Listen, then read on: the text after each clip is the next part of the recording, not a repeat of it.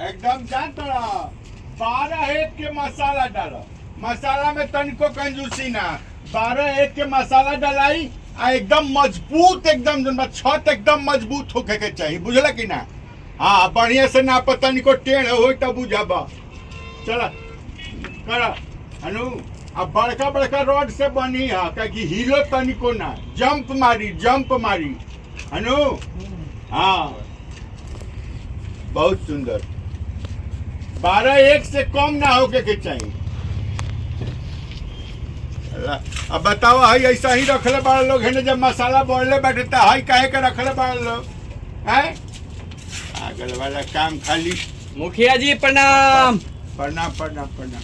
अरे का बनवाओ तनी मुखिया जी। खुश रह बनवाओ तो पता लिखे। हाँ लड़का के बियाह शादी तो कहे हो गइल तर लइकवा के अच्छा ओ दिलिया जोन कमाला 4000 रुपया बा उहे नु 4000 त ये नु एथी में बड़ा लोग नहीं खे पता तो कितना कमाला 3935 रुपया आ ओकरा बाद ओवर टाइम जब करी तो 100-200 और ऊपर से।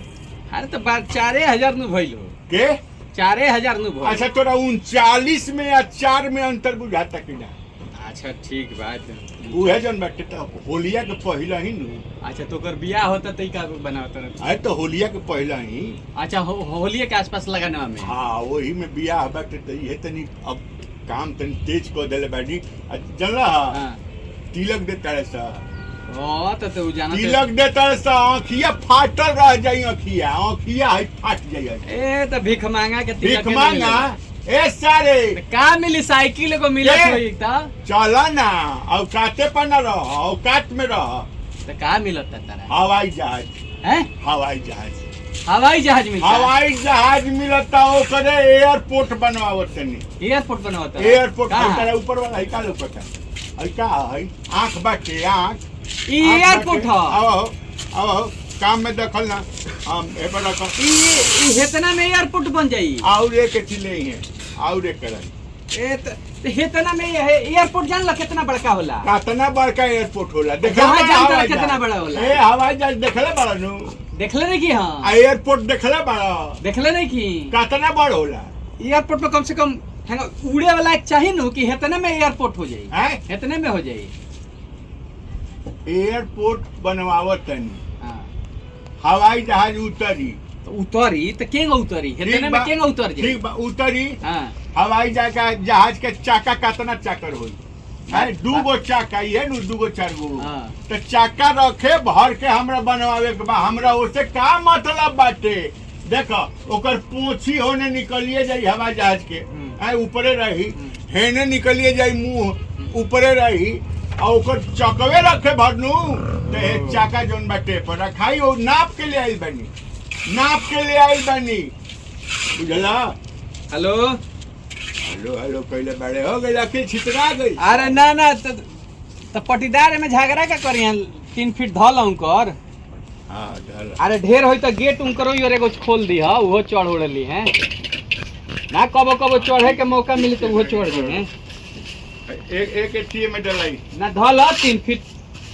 हाँ तो थोड़ा सा चढ़ ली है वो टिकट ना कटाई। अच्छा धर पिछोरिए बनाई है मोरिया जहाँ बहुत है देखिए दही। हाँ ठीक ठीक। अरे हमरो बियाह तय हो गई अभी फोन में पर। अरे फोन पर बियाह तय हो गई तो उहे पिछुआरिया कुछ काम करवाओ। अच्छा पिछुआरिया मने साफ सफाई करवाओ कि अगुआ तिल करू यहीं से दोबारा तो भड़क यहीं से ना ये नु छोटा आदमी छोटा सोच। छोटा आदमी सोचा 4 बार ही ना मुखिया में हारल बड़ा के तो 4 हाली हारल में तो कहता हर चलते हारल बनी। अरे अपना चलते नु हारल बनी अच्छा काम करे के चक्कर में। अरे नइखो में लेकिन जानते रहो हां का मिलता हमारा के का मिलता हमारा पिछवारी हमारा 3 दूर जमीन रहलन 3 दूर जमीन बढ़ले भाई रोका तो हाला मत करो रुक जा एक बात तू रुक जा।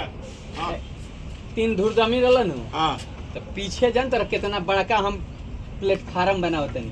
कौन सी प्लेटफार्म। हाँ प्लेटफार्म तो साले होला वो थी के रेलवे स्टेशन के तू कहाँ से प्लेटफार्म बनवा ले। अब ये तो सोचे के बा आके हमार ससुर लगवन गोड़ ध के गिड़ाए बोले कि बबुआ हमार तो मन बाकी रौरा लोगन के वंदे भारत एक्सप्रेस दे दी का कल से हमरा दहेज में हाँ। वंदे भारत एक्सप्रेस नहीं खे जो तारा सुनने में दिक्कत भइल बा का सुनने में उ कहले हुए कि बारात वंदे भारत एक्सप्रेस से जाई तार हमार बिया हाँ। हमार ससुर हमरा से कहले हां तार से कहले नु हाँ। का कहले त तिलक में हमरा वंदे भारत एक्सप्रेस मिलता ओकरे के रोकवावे खातिर मान लो वही में दुल्हन विदा होके आई है त कहाँ रोकी है तो वह पिछवाड़ी प्लेटफार्म बनावता नहीं अपन 3 दूर में और वही में आके हमार वंदे भारत एक्सप्रेस एक काली रोकी आ पटीदार में 3 हाथ बा पटीदार होने उतर जाइ हैं हमनी के हेने उतर के सीधे घर में घुस जाए सब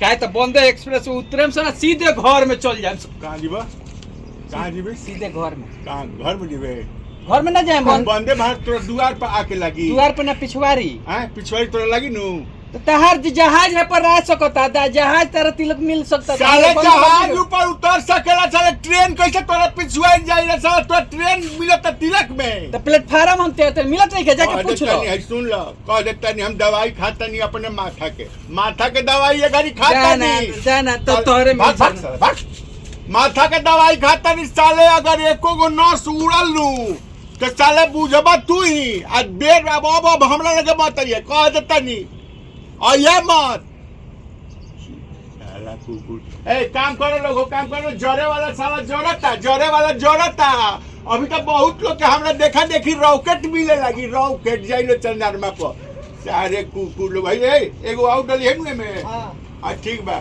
साला कुत्ता कहीं का नमस्कार दोस्तों मैं आपका दोस्त वीआईपी विजेंद्र सिंह रौरा देख रहल बानी आनंद मोहन ऑफिशियल जी प्रणाम और ये चैनल पे ये वीडियो कैसा लागल है लाइक करी कमेंट करी चैनल सब्सक्राइब नहीं के लेता सब्सक्राइब करी मामा बहुत दिन बाद आइल बनी फिर हमने के एक से एक फेंकू बाबा एकदम हाँ और फूफा खिसियाइल बड़े थेथरलो जी सब लेके आ रहल बनी सब और एक से एक रील्स जोन बाटे रोल के एकदम देखे के देखी मिली। एकदम फर्स्ट क्लास बहुत हंसी। मनोरंजन करी हाँ रुआ हंसी लेता अच्छा लगेला इंस्टाग्राम फेसबुक सब पर रुआ लोग जाई देखी हंसी मुस्कुराई खूब मनोरंजन करी और ऐसा ही गुदगुदात रही हमने के आशीर्वाद देते रही अपने हंसी और पड़ोसी के भी हंसाई शेयर करके तो हंसत रही मुस्कुरात रही वीडियो देखत रही धन्यवाद लव यू कितना बड़ होला एयरपोर्ट पे कम से कम उड़े वाला एक चाहिए ना कि हेतने में एयरपोर्ट हो जाए हैं हेतने में हो जाए एयरपोर्ट बनवावत तनी हाँ।